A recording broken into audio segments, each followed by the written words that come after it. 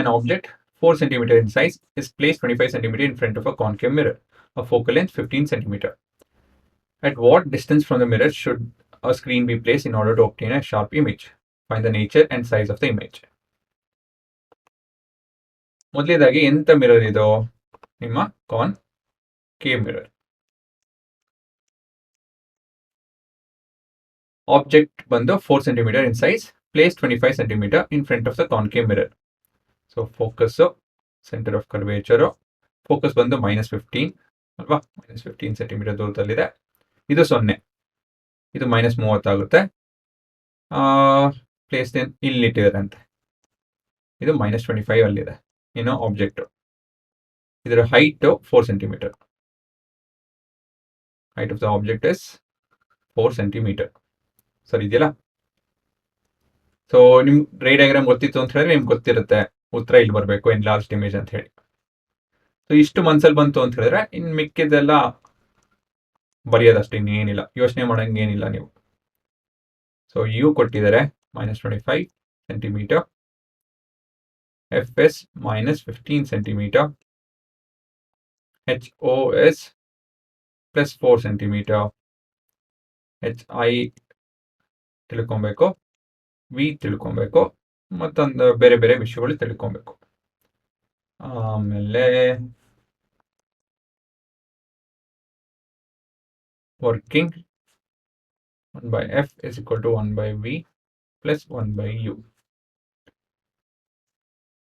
So 1/fs -15 is equal to 1/v minus 1/25 ಅಲ್ವಾ? So ಇನ್ನೇನಿದ್ರು calculation ಅಷ್ಟೇ ಹುಡುಗರ. So -1/15 plus 1/25 is equal to 1/v. LCM ಬಂದು 75.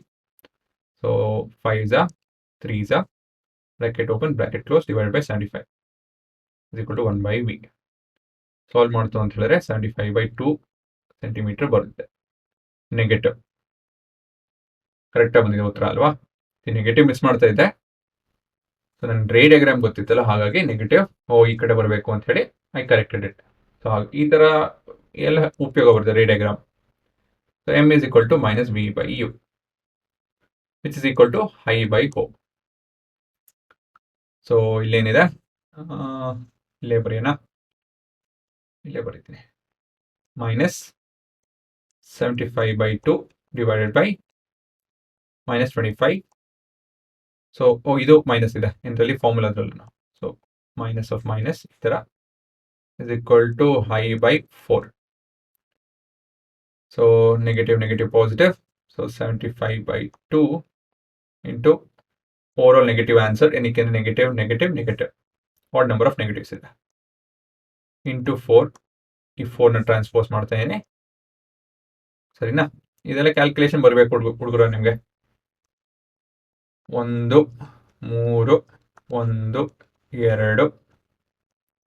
-6 centimeter. ಇದೇ ನಿಮ್ಮ ಉತ್ತರ ಅಷ್ಟೇ. ಇನ್ನೇನಿದೆ? Find the nature and size of the image. Nature is real,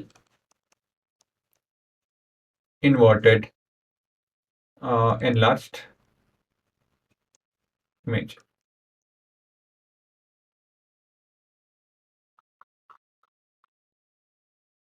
ಇದು ನಿಮ್ಮ ಕ್ಯಾಲ್ಕುಲೇಷನ್.